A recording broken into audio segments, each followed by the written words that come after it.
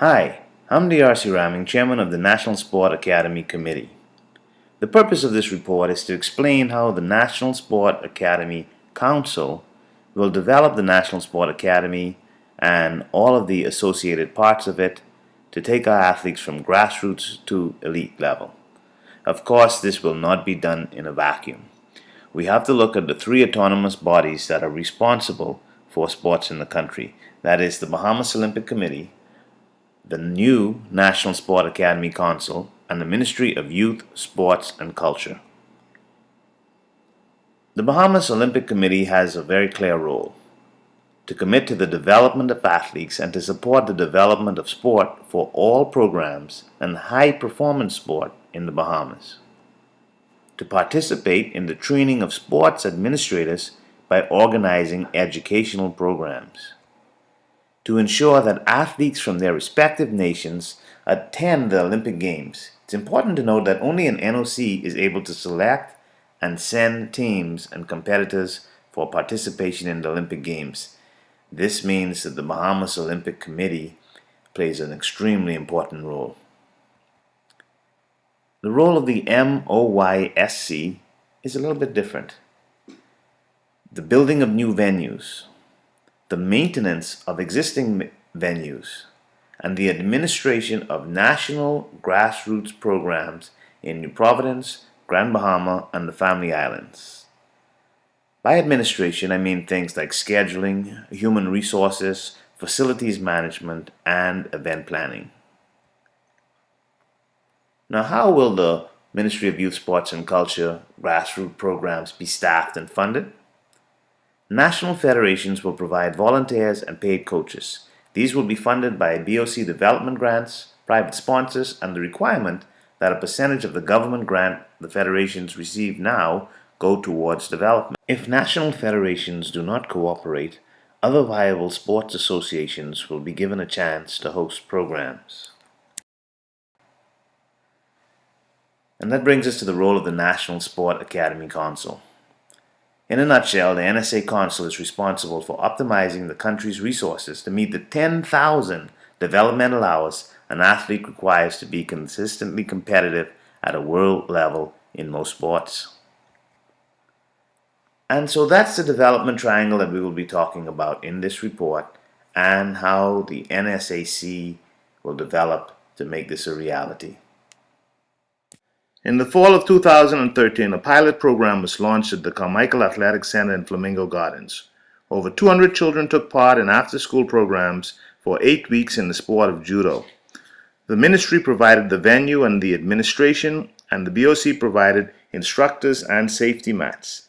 At the end of 8 weeks, the community was invited to an exhibition at the park. Several teams took part, demonstrating the skills they had learned. It was very well received. Kids will be talent selected from the program and allowed to participate with national teams. Here's what some parents had to say about the program. Often because it gives the youth something positive to wake on and to keep them off the street and keep them from being idle. Okay, and you enjoying the tournament? Yes, it's exciting. It's something new in the neighborhood. Okay. I think it's a positive recreational activity.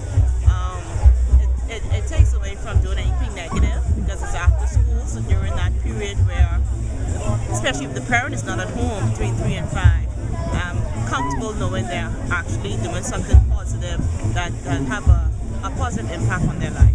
Okay. So, I think this is a positive thing. I think you all need to continue this with these young kids. What you all there, we need more IMPs to come out and do the same thing. Because these young kids need some positive direction. That's what we need in this country. And what you all doing, you all need to get congratulated and promoted.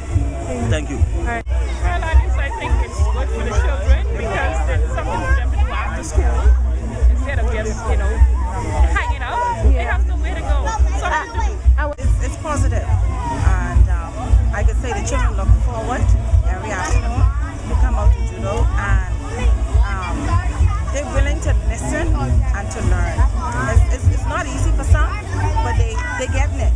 So I think it's a great thing to do in the community. Okay. And you enjoying the tournament so far? Yes, I am. The following is a presentation of the National Sports Development Academy Blueprint.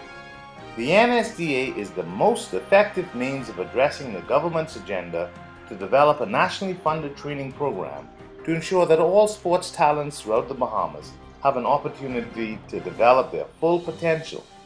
This will be accomplished through the NSDA Council that optimizes private and public sector assets and resources with a view to creating a well-structured sports culture.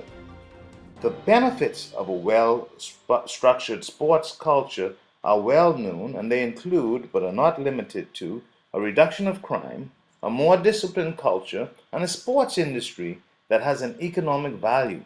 For example, Singapore plans to add 20,000 jobs and $1.6 billion to its economy by the year 2015 through its sports tourism product. A working committee was established with clear objectives from the Minister of Youth, Sports and Culture, Dr. Daniel Johnson, and officials including industry professionals with the aim of determining what is the best way to implement a national sporting academy in the Bahamas. Many sources were consulted, including the Bahamas Olympic Committee, private education systems in New Providence, Grand Bahama, and the Family Islands. A visit to Cuba to examine their entire sporting system and sport complexes. A visit to Puerto Rico to look at their national sport academy and to see how it would fit within our culture. The key findings are, number one, the need for athletes to practice at least 20 hours a week to be competitive on an international level. Number two, the benefits of a residential component to control the athlete's environment. For example, nutrition, bedtime, and other activities. Number three, the need for a longer and more flexible school day to accommodate practice as well as meet the educational requirements. Here's a sample school day, Sunday night to Friday afternoon. 5 a.m. wake up, 5:30 to 7 a.m. morning practice, 8:30 a.m. to 2:30 p.m. regular school, 3 p.m. to 4 p.m. rest, tutoring, 4 p.m. to 6 p.m. afternoon practice, 6 p.m. to 7 p.m. dinner, 7 p.m. to 9 p.m. study and homework, and 9 p.m. bedtime. Now, in order to develop the human potential, it requires an understanding of the development triangle, which takes us from the grassroots level programs all the way to the Olympic levels. Each level requires a different level of commitment, resources, and strategies. Grassroots level programs provide a feeder system into the NDSA talent selection, and they should come from the Family Islands, the Grand Bahama, as well as New Providence. The following actions are going to be necessary to create an NSDA. In the first phase, we will establish an act that will create a statutory board, confirm executive and administrative officers, provide office space, and confirm a budget. By phase two, we will expand on the committee's initial work. This will be done by identifying existing centers and private sport academies with a view to accredit, to regulate, and to facilitate them. An example of this will be the Max D Sporting Academy, which has both an educational component as well as a physical sport component to it. Another example is the Moores Island Track Program, which has an educational, residential, and sport component. In phase 3, we will use the existing assets and resources to expand the National Sports Development Academy brand. High-level talks are already underway to establish a sports college at the College of the Bahamas through the Continuing Education Unit. The sports college at COB will train coaches, referees, and administrators and create a national circuit. Entry-level coaches will be sent into the Family Islands. Then students will be talent selected from these programs in the Family Islands, Nassau or New Providence, and Grand Bahama. These talent selected students will be put in centers of excellence. Then they will be further talent selected to go towards the National Sport Academy. National teams can also access other resources such as sports psychologists, nutritionists, and other experts from the Sports Academy. COB has existing facilities for a multi-purpose room, a weight and strength training center, a swimming pool, as well as numerous places that track and field and other outdoor activities can occur. Phase 4 will be to create a national sports academy with the residential, academic, and technical sport components. A great example of this can be seen in the Puerto Rico National Sporting Academy. It has a wall of champions, just like us, with international as well as Olympic champions on it. The school has 3 parts. It is residential, so students go home on the weekend, but they have a long school day. They have a cafeteria that is really professional and well done so that the students are getting the right nutrition. In addition, they have a public school where they can do all their regular classes. The Olympic Committee has provided many venues for them. They have wrestling and judo and fencing, all as separate buildings provided by the Olympic Committee, as well as volleyball and a swimming pool complete with diving platform. There is also a sports medicine university attached. So the sports college will already be up and running at COB. We will then use our existing national assets and resources, such as the stadium and the swimming complex and the Kendall GLI's gym, which can be used for multiple sports. We will target certain disciplines so that we know that with sufficient time we can win at them. What's left is to build the residential and the educational component.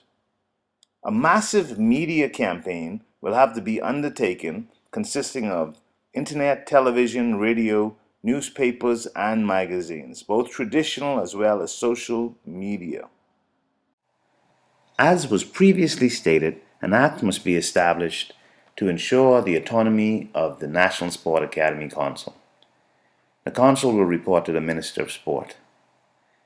There will be a board of directors consisting of the Director of Sport from the Ministry of Youth, Sports and Culture, the Director of Sport from the Ministry of Education, the Chairman/Executive Director, and 2 high-profile private sector persons.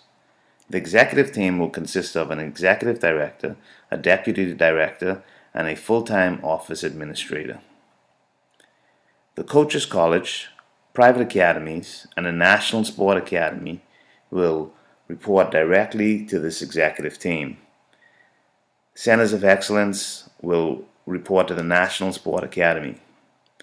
Later on, the Coaches College will be filled with part-time and full-time coaches that will be talent selected from the various programs. If we can't find a qualified Bahamian for a particular coaching specialty, we can bring in international coaches per the Olympic Committee or per our country agreement with Cuba. Private academies have already begun to flourish. In order to get the best use of all of the human resources of the country, these academies will be inventoried and reviewed with a view to accredit, regulate, and facilitate them. The government will build its own National Sport Academy, and with these academies and the centers of excellence, there will be a sport component, a residential component, and an academic component. In this way, the entire system will produce the best athletes for the country. It's time to act. The Right Honorable Prime Minister on July 1st expressed the urgency to build a national sports academy. This is so that we can become a regional sporting hub, which will create great benefits to our people, as well as produce multiple international and world level champions. This concludes our presentation of the National Sports Academy Blueprint.